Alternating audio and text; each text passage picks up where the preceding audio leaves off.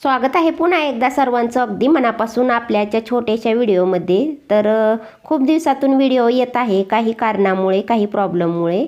तर हा व्हिडिओ उन्हाळ्यातला आहे. उन्हाळ्यामध्ये मी केलेल्या शेवया होत्या, तर काही कारणामुळे मला अपलोड करणं झालं नाही.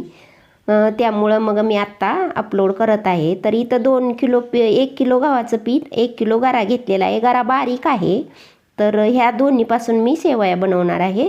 तर ही चांगलं उन्हाला ठेवला होता मी गरा.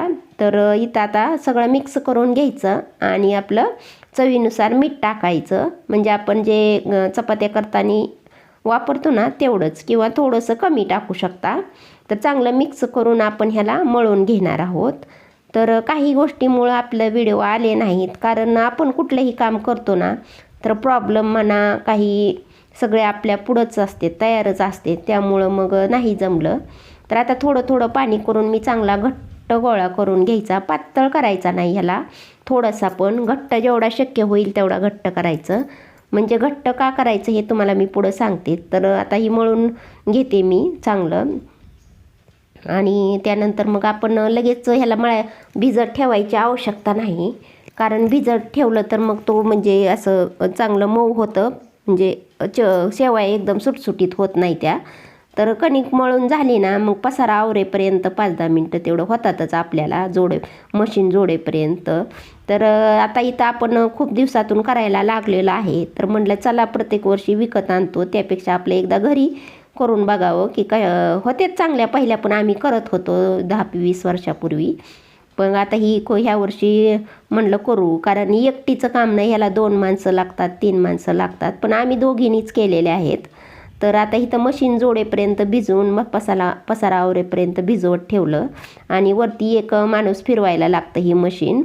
तर ही मशीन पण खूप जुनी आहे आपल्या लग्नातली. त्यामुळं मग आता इथं म्हटलं चला हिचा वापर पण होईल आणि चालू राहिले तर चांगलं पण राहील. जरा टाईम लागतो, पण असे छान लागतात. घरची टेस्ट घरचीच असते.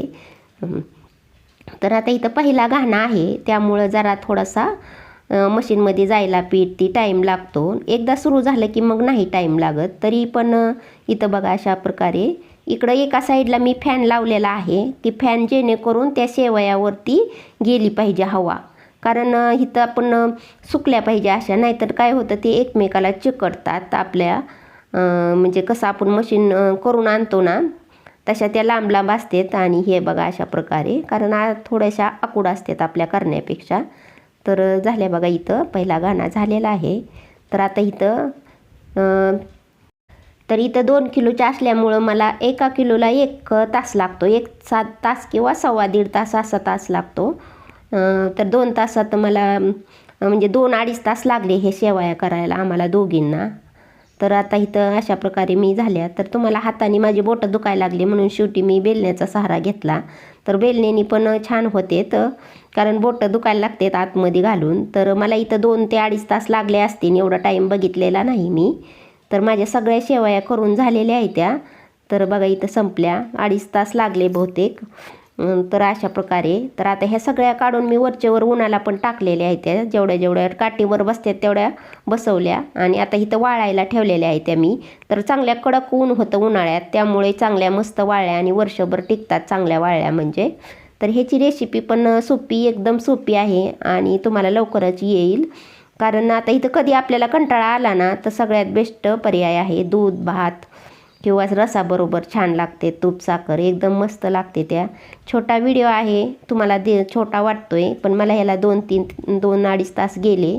पण आपलं चांगलं झालं की आपल्या सर्वांना चांगलं वाटतं. तर छान अशा झालेल्या आहेत त्या, मस्त अशा. तर छोटासा व्हिडिओ कसा वाटला, आवडला तर लाईक करा आणि भेटू पुन्हा एकदा नवीन व्हिडिओमध्ये. तोपर्यंत धन्यवाद.